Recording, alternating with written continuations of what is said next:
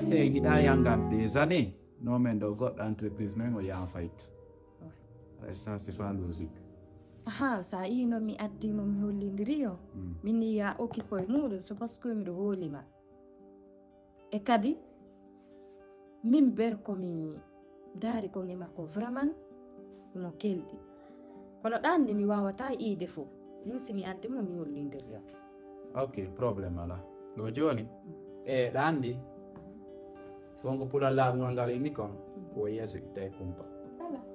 Donc haray mi landoto Messi Hamza seeɗa donc wona pertirɓugol ɓe ma natugol e vie privé maɓɓe o donc haray Messi Hamza je vais savoir vous avez étudié jusqu'à quel niveau parce que responsabilité jano je woni jomiten quoi je sais min kas kam won ɗo haali ko taccimoto won wadde mais komi jannguɗo ha gayni donc je suis diplômé e génie informatique min kadi na daññini ɗen golle ɗon mi hunnanay sina ɗum no mi innata no ɓe jomna par ce que golle gandal sa janga hay sa numni sa yi a hersoye par ce que sa ya fontanama ordinateur ma ɗum ɗon ɗo tawi a anda andi golle ɗen ko ɗon kuppude wonta herso donc min kala daññini ɗum ɗo mi waway ok ɗo joni probléme ala jango o noddayla nge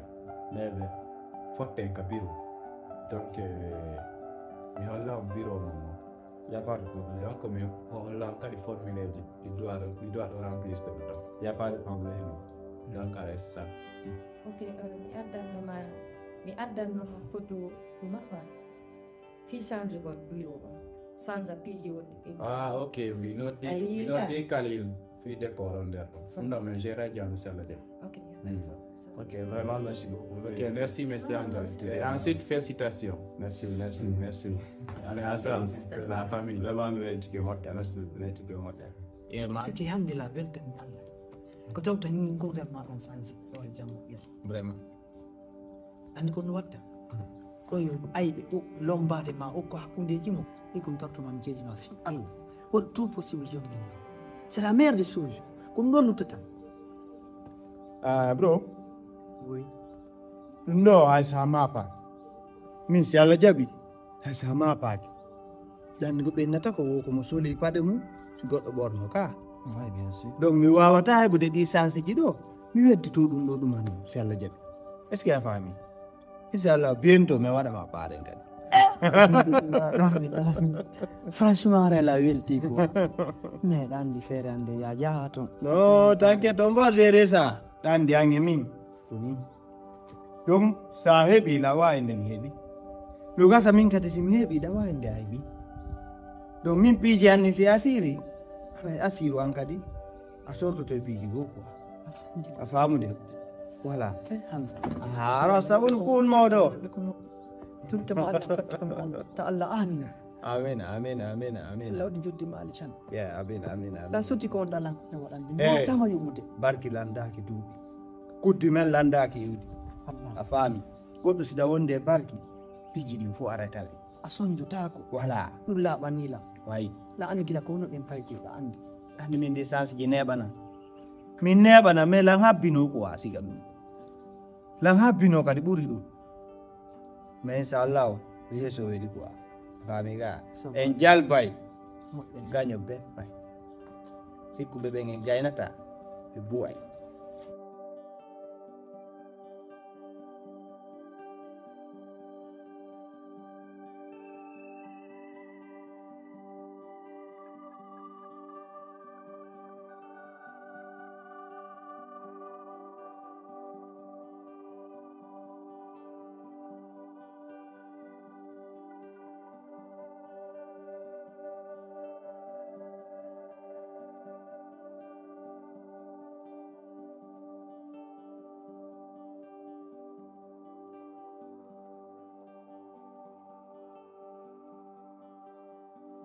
Hamza! Hamza! Hamza! Hamza! Goɗɗo ala ɗo! Hamza! Wallela gite hande. Mi ala yiide fos. Wallela. ko ɗum waɗi Wallela. Hamza Kono waɗi? Hamza konto wonirɗa walla Kono waɗi? Hamza mi ala yiide Atan honnu mi nanaɗe. honto wonɗa ko anni Ala yiide? Kono waɗi? Hamza Honnu? gitanɗe Hey! gitanɗe Wandanko? honto wonɗa Ino wonɗa ko anni Hamza Kono waɗuma? gitanɗe A woydu ka honnu? ko goɗɗum hoyɗi no fiddalanka nder gite min hande ka fusumi ya Hamza Wandanko? Hamza La ilaha illallah. Abo mindi wando. Yal no to may ko laptan henya. Abo. Abo la. Oso wonda ayayi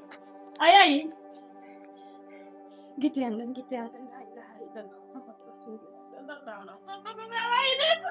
mi alayide Hamza ɗaade honto wonda Kono bon ko min natama accirni wullugol. Accirni min gonnu maapini lango ko tata kon docteur ɓe inni kitende wawata yiitude hande kadi sike pano adama yo omo en ɓe inna opération o ngaray ko ma o yano kugo ma ɗum ɓe tenata opération ma ɗum mais yiitata hande ka bon fanko bantan c'est vrai que lam anni na waɗirni hoorema kala ko yiɗa waɗi ko aduna ɗo artu Allah mo hande si goɗɗo innuno bantan ko fewdorto ni min ene ko fenande Hamza ko pin goto mi tortoma fi Allah yo tanna fijo kala ko watta ko gurnama tawi to fiyo kala ko jokkuɗa si woni o no faala ya walla mo hunde ar walla hande Hamza kan gite makko ɗen kawon koyɗe makko ɗum kawni fi makko o fof anko arrête s'il te plaît komi tortoma ɓe jeeyama ko satti o ko satti Hamza wata weddito e makko si Allah jaɓi min mi waɗa yer komi wawi kon si Allah jaɓi en tortoto Allah balla kadi ndaare so tawi ɗum ɗo yiway fanko Hamza fanko non barki na accu a wullinayi min men fof fi Allah fanko na solution o na wullugol fanko goɗɗo goyɗo gorle ɗo ko ya muño Aisha Allah banina fof docteur joyni Allah banina Aisha la banina min ko min natama noon ta woni e wullugol to malgré docteur yo wi ɗum ɗo no Allah no wawi iwa kadi few kenen piiji gono ton docteur ɓe no inna ɗum ɗo mais Allah tanre ya few ka solution gol do heɓ iyo kala ber ko mi wawi kon fof Hamza notte joni bureau a faami ko flawa mi ndaara so ɓeɓane mas ko lekki ɓale mi ndaare lekki ɓale traitement fi ɗum ɗon ndaara o moy o wata luttirgol lekki ɓale o no fanki lekki ɓale o no gasa no karanta ta wuro a sella sa wulli a sella son jiyaɓe menen ɓe wotuɗa ɓe ñam famata probléme gite heɓuɗa a heɓi probléme gite a watti ɗon gondi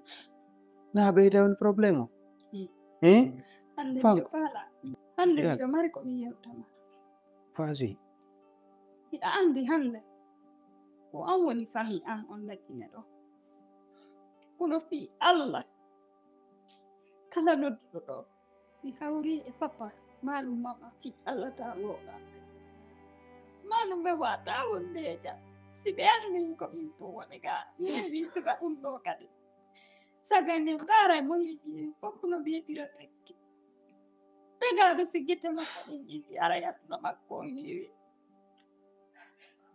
kono ɓay miɗo marma a hiɗa takko an ka takko a yiɗaylan ka yiɗete hay sa ma paaki nan hay sa ma paaki lanɗo na mais fof meɗen bindema fanko ande ko non mi mari c'est bon mais fof meɗen bindema fanko nan tawsi a yiɗaylan hay joni accumi jagol ɗum tawsi a wonay binde an tanko na